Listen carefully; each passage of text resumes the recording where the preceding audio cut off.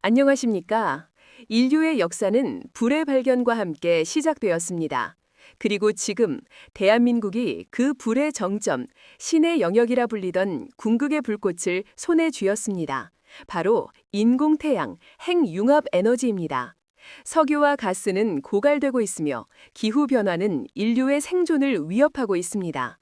전 세계가 에너지라는 거대한 벽 앞에서 신음할 때 모두가 불가능이라 여겼던 꿈을 현실로 바꾼 나라가 있습니다. 바로 이곳 대한민국입니다. 상상해 보십시오. 태양의 중심부보다 뜨거운 1억 도의 불덩어리. 이 펄펄 끓는 플라스마를 단 1초라도 가두는 것은 현대 과학의 가장 큰 난제였습니다. 인류의 모든 지성이 이 문제에 매달렸습니다. 미국, 중국, 일본, 유럽연합, 천문학적인 자금을 쏟아부으며 수십 년간 경쟁했지만 그 누구도 결정적인 해답을 찾지 못했습니다. 거대한 국제 공동 프로젝트 ITER은 더디게만 진행되었고 비관론자들은 핵융합이 영원히 오지 않을 신기루라고 조롱했습니다. 그런데 바로 그 순간 대한민국 대전에 위치한 작은 거인 K스타에서 전 세계를 경악시키는 소식이 전해졌습니다. 1억 도의 플라스마를 무려 48초간 안정적으로 유지하는 데 성공했다는 것입니다. 이것은 단순한 기록 경신이 아닙니다. 이전 기록이었던 30초를 훌쩍 뛰어넘는 그야말로 양자적 도약입니다. 인류가 핵융합이라는 거대한 산의 8분응선을 넘었음을 알리는 장엄한 신호탄이었습니다. 이 소식이 전해지자마자 전 세계 과학계는 그야말로 충격의 도가니에 빠졌습니다. 어떻게 한국이 수십조 원을 쏟아붓는 강대국들을 제치고 어떻게 대한민국이 이 위협을 달성했단 말인가? 오늘 우리는 이 경이로운 사건의 전말을 낱낱이 파헤치고 왜 전 세계가 대한민국의 작은 태양을 향해 경외의 시선을 보내고 있는지 그 깊은 이유를 분석해 보겠습니다. 사건의 핵심으로 들어가 보겠습니다. 2024년 대한민국 국가핵융합연구소는 K스타 장치를 이용해 1억 도의 초고온 플라스마를 48초간 운전하는 데 성공했다고 공식 발표했습니다. 이 숫자들 1억 도와 48초가 대체 무엇을 의미하는지 자세히 들여다볼 필요가 있습니다. 먼저 1억 도, 이는 핵융합 반응이 활발하게 일어나는 최소한의 마법의 온도입니다. 태양의 중심 온도가 약 1,500만 도이니 그보다 7배나 뜨거운 상태를 인공적으로 구현한 것입니다. 이 온도에서는 수소 원자들이 격렬하게 충돌하며 헬륨으로 바뀌고 이때 발생하는 막대한 에너지를 우리가 사용하게 되는 원리입니다. 문제는 이처럼 상상을 초월하는 온도의 플라스마를 담을 그릇이 지구상에 존재하지 않는다는 점입니다. 어떤 금속도 닿는 순간 녹아 없어지겠죠. 그래서 과학자들은 강력한 자기장을 이용해 플라스마가 용기 벽에 닿지 않도록 공중에 띄우는 토카막이라는 장치를 고안했습니다. K스타가 바로 이 토카막 방식의 핵융합 장치입니다. 그리고 두 번째 숫자 48초. 이것이 바로 이번 성과의 핵심이자 세계가 경악한 이유입니다. 이전까지 1억 도를 가장 오래 유지한 기록은 K스타 자신이 2019년에 세운 30초였습니다. 30초에서 48초, 고작 18초 늘어난 것 아니냐고 생각하실 수도 있습니다.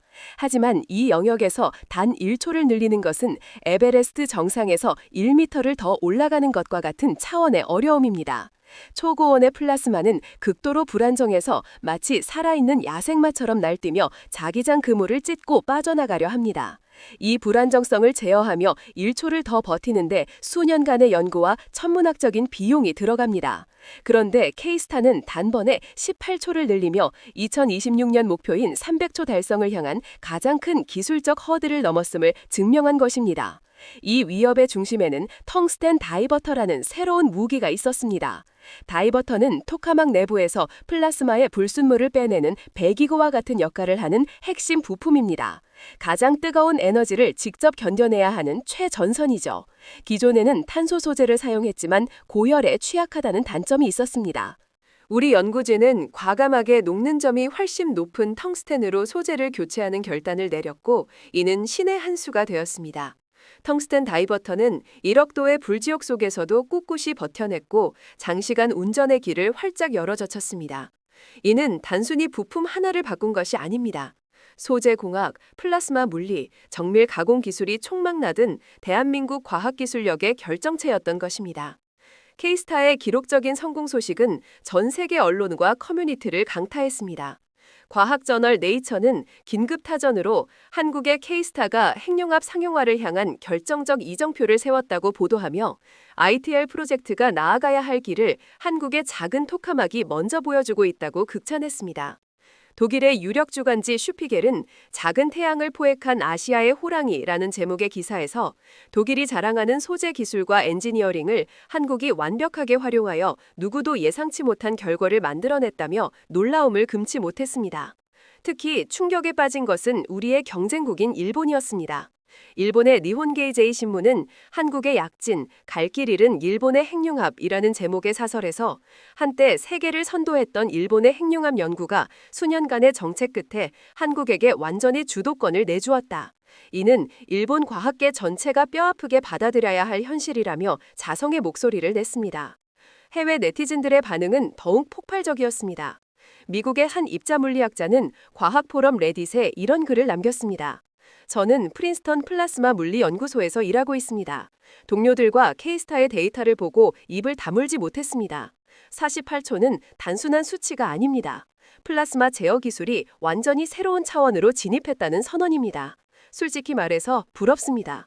한국은 이제 이 분야의 리더입니다. 프랑스의 에너지 정책 분석가는 트위터에 유럽이 정치적 논쟁으로 에너지를 낭비하는 동안 한국은 묵묵히 인류의 미래를 만들고 있었다. K스타의 성공은 우리 모두에게 큰 영감을 준다고 적었습니다. 일본의 한 네티즌은 야후재팬 뉴스 댓글에 이것이 지난 20년간 우리가 잃어버린 것들이다. 기술 개발에 대한 과감한 투자와 실행력에서 한국에 완패했다.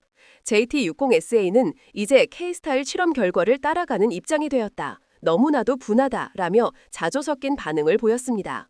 중국 웨이보에서도 이웃 국가의 성공을 축하한다. 우리의 이스트도 분발해야 한다. 선의의 경쟁을 통해 인류의 꿈을 함께 이루어 나가자는 이성적인 반응과 함께 한국이 잠시 앞서 나갔을 뿐 자본과 인력에서 앞서는 우리가 곧 추월할 것이라는 견제 심리가 뒤섞여 나타났습니다. 영국의 한 공학도는 텅스텐 다이버터로의 전환은 이론적으로는 모두가 알고 있었지만 실제 장치에 적용하여 이런 성과를 낸 것은 한국이 처음이다. 그들의 용기와 기술력에 경의를 표한다며 기술적인 측면을 정확히 짚어냈습니다. 이처럼 K스타의 쾌거는 단순한 자국 내 뉴스를 넘어 전 세계 과학기술계의 지형도를 바꾸는 거대한 지각 변동으로 인식되고 있는 것입니다. 그렇다면 과연 어떻게 대한민국은 핵융합이라는 이 거대한 전쟁에서 승리할 수 있었을까요? 그 비결은 단기적인 성과에 연연하지 않고 30년을 내다본 해안과 꾸준함에 있습니다. 대한민국의 핵융합 연구는 1995년 차세대 초전도 핵융합 연구장치 개발 사업, 즉 K스타 프로젝트가 시작되면서 본격적인 궤도에 올랐습니다. 당시만 해도 이는 무모한 도전처럼 보였습니다. 하지만 우리는 멈추지 않았습니다. 정권이 바뀌고 경제 위기가 닥쳐와도 핵융합을 향한 투자는 결코 중단되지 않았습니다. 이것이 바로 일본과의 결정적인 차이를 만들었습니다. 일본은 1980년대까지 핵융합 연구의 선두주자였지만 잃어버린 20년을 거치며 장기 연구 개발에 대한 투자가 위축되었고 관료주의적 경직성으로 인해 과감한 기술적 결단을 내리지 못했습니다. 그들이 주저하는 사이 우리는 묵묵히 우리의 길을 걸었습니다. 두 번째 비결은 세계 최고 수준의 제조업 인프라입니다. K스타는 그 자체가 거대한 첨단 기술의 집약체입니다. 초전도 자석부터 진공용기, 특수 합금에 이르기까지 어느 것 하나 최고 수준의 기술력을 요구하지 않는 것이 없습니다. 반도체, 조선, 중공업 분야에서 세계를 제패한 대한민국의 산업 기반은 K스타에 필요한 핵심 부품들을 국내에서 직접 제작하고 조달할 수 있는 막강한 힘이 되었습니다. 이는 부품 하나를 위해 수년을 기다려야 하는 다른 나라 프로젝트와는 비교할 수 없는 속도와 효율성을 안겨주었습니다. 마지막으로 실패를 두려워하지 않는 도전 정신입니다. 텅스텐 다이버터로의 교체는 엄청난 위험이 따르는 결정이었습니다. 만약 실패했다면 프로젝트 전체가 수년간 후퇴할 수도 있었습니다. 하지만 우리 연구진은 더 큰 도약을 위해 과감하게 미지의 영역으로 뛰어들었고 결국 누구도 가보지 못한 새로운 길을 열었습니다. 이는 거대하고 복잡한 정치적 이해관계에 얽매여 모든 것이 더디게 결정되는 국지 공동 프로젝트 ITL이나 안정성을 우선시하는 일본의 연구 문화에서는 상상하기 힘든 일이었습니다. K스타는 이제 전 세계 핵융합 연구의 퍼스트 펭귄이 되어 앞으로 겪게 될 수많은 문제들을 미리 해결해주는 테스트베드 역할을 하고 있습니다.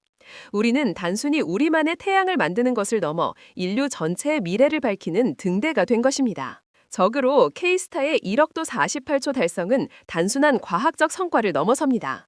이는 20세기 선진국들을 숨가쁘게 따라가던 추격자였던 대한민국이 21세기 미래 기술의 최전선에서 세계를 이끄는 선도자로 우뚝 섰음을 전 세계에 선포한 역사적인 사건입니다. 전쟁의 잿더미 위에서 시작해 이제는 인류의 에너지 난제를 해결할 가장 유력한 힘안으로 떠오른 대한민국의 여정은 그 자체로 한편의 위대한 드라마입니다. 우리는 더 이상 다른 나라가 만들어 놓은 길을 따라가지 않습니다. 우리가 직접 길을 만들고 세계가 우리를 따라오게 하고 있습니다. K스타의 플라스마가 내뿜는 푸른빛은 단지 아름다운 광경이 아닙니다. 그것은 대한민국 과학기술의 눈부신 현재이자 무한한 가능성으로 가득 찬 우리의 미래입니다. 2020년 300초 운전이라는 목표를 향해 달려가는 우리 연구진들의 땀방울 속에서 우리는 머지않아 상용화될 핵융합 발전소의 모습을 봅니다. 대한민국이 만든 인공태양이 전 세계의 밤을 환하게 밝힐 그날을 상상하면 가슴이 벅차오릅니다. 이것이 바로 우리가 대한민국을 자랑스러워해야 할 이유이며 우리의 아이들에게 물려줄 위대한 유산입니다. 한국의 작은 태양은 이제 막 타오르기 시작했습니다. 오늘 영상은 여기까지입니다. 대한민국의 위대한 과학기술력에 가슴이 벅차오르신다면 저희 K뽕채널의 구독과 좋아요를 눌러주십시오.